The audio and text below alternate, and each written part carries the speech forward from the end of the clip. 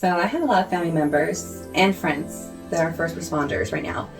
And I've noticed they've been going through a lot of stress and a lot of anxiety, especially because, you know, sometimes you're just dealing with somebody who's sick or you're dealing with somebody who's dying right in front of you.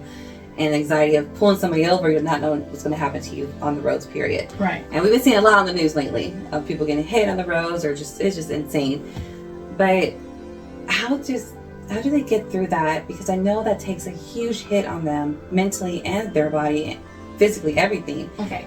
So one of the things that I think is really important to understand, 99.999%. I like those. Not 100%, but 99.999% of people that are first responders are clairsensitives. Because what is a clairsensitive's best, what is their most dominant energy is, I care for people, I want to take care of other people. And even if you're going like they're a police officer or this or whatever else, they did it because they want to take care of other people or they want to protect other people. That's their nature. Walk into the energy thinking, this is a clairsensitive.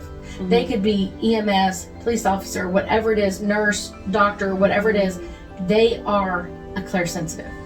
So when a clairsensitive is overwhelmed, what are we going to tell them to do? Cleanse. We're going to tell them to cleanse their energy.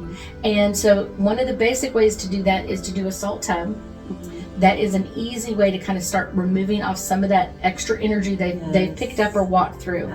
Now the next one would be make sure that they have a great set of necklaces or bracelets or whatever else they can wear to keep their energy protected. Yes, their heart is their major thing that they're carrying with them. They're feeling for this person, and I want to make this person live, and I want to fix this, and I want to do this. That is a great thing, but it's completely overwhelming kind of thing.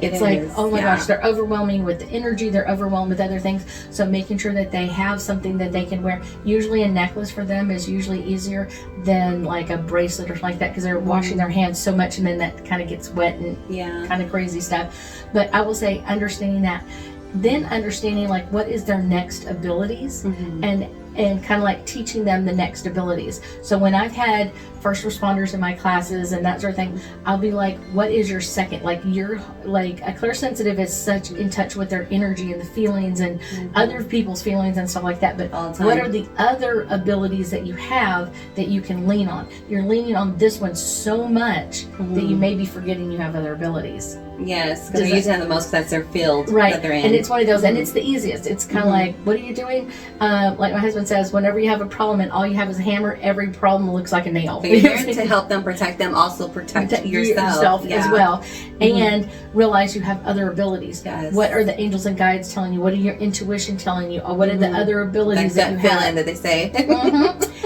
Listening to that. Literally, I was talking to one of my EMS clients, and he was saying like he was working on someone, and the other guy told him like, no dude, just like stop, it's been too long and all that kind of stuff. So he sat back and he took a break for just a minute, and he like took a couple of breaths, and he was like, intuition was telling him do it again and everything else. So he started again, he started doing CPR again and that sort of thing, and within about a minute and a half the other person woke up. It was like started breathing on their own, their heart started beating on their own, all that kind of stuff. And it was just like, but he was listening to his intuition to keep going of like, no. And he goes, plus that breath of just like taking that, just like I can take a breath, and then going, no, my intuition's telling me keep going, I'll get this guy back. I'm too emotional, I won't be able to. But a lot of them are like, in action, like I probably could, but on a daily basis, like if they do it, oh my gosh. But they're also they've also taught themselves to turn off that part of the emotion, turn off the oh my gosh mode. But when they get home, it starts it starts coming back, and that's where I would say doing a salt tub, clearing off that energy, that will help as well. Necklaces will also help clean it off, and meditating will be a great asset to them of being able to release the energy of what's going on. And the more you connect to the other side, the easier things will get. The scary part is I have heard a few stories of them that where the person who didn't make it came back home with them. So how do we sometimes that deal with that one? Oops, they came back with me. And it's because you were the last person interacting with them before they passed. And a lot of times what I'll tell people to do is like, literally, you need to go through a cleansing process of like, I'm releasing all of this energy, or telling your angels and guides, like release all of this, or calling in Archangel Michael to clear the area so you can go home. Because it's one of those, they're not following you home because they love you or whatever else, they just probably met you, but they're following you home because you're the last person that saw them alive. It's like, oh my God, that's insane. Even though, even like for you, when you drive in areas that has happened, don't you like feel that energy and block it out, or I feel it all the time. I feel it all the time. So it kind of gets a little like, oh my gosh, this is overwhelming. I love the energy of it, but it can be overwhelming at times. And a lot of times I'm used to like them following me home. I'm used to dealing with the energy. It doesn't freak me out or scare me or whatever else. But at the same time, I know where it can be scary for other people, and just letting them know, like, I thank you so much. Almost like if someone came to your door and said, like, hey, can Jimmy play? You'd be like, no, you need to go home. You need to find the white light. It's coming for you. Or calling in that white light of energy to pick them up and be like, and they're doing it just because you were there. Just like, I appreciate you that you wanted to come home and make sure that I made it home safe. Now it's your turn to go to heaven, or whatever you want to call it, and ready for what comes next for you. So everybody in that field, get yourself ready just to cleanse yourself off when you get home. Before you get home. And I think that's kind of the interesting energy of it. I have a lot of them that are police officers that deal with it, and they're called out to accident sites and all that kind of stuff. So I was like, you don't want to pick up any of that crazy energy that just went through that accident and bring it home with you. So what would be a good crystal for them to carry on during that time?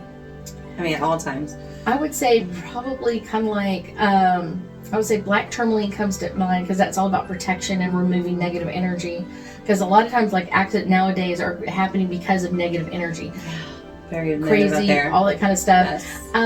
One of the other ones I will say is amping up your own energy. So what is the crystal that you're just like, oh my gosh, this is the most beautiful crystal I've ever seen in my entire life?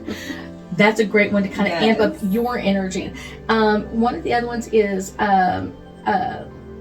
Selene. Is a crystal, like just a pure quartz Selene crystal is a really good one.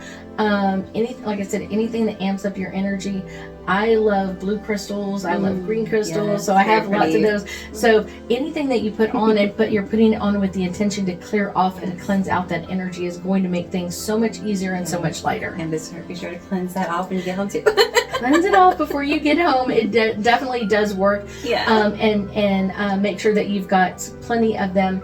I've had many people that have gotten necklaces for myself or other people, and I'll be like, and I'll just literally go up to someone, I'll be like, in the store, I'll be like, you know, your necklace is filthy dirty with energy, and they'll be like, and I was like, if you like a necklace, buy more than one. Yes. You know what I'm saying? Buy 2 or 3 of them, or different makes, and you know what I'm saying? Like, this one has this crystal, or this one has this, or kind of. This one's cleansing, you can still wear your other one. You can still wear them. It makes it much easier. Much easier to deal with it. I'm definitely getting some from my friends and family. That's right. It'd be like, okay, next holiday you're getting all of this. This is where your birthday gifts. Definitely. I thank you so much for joining us today, and I know that we'll be talking again soon.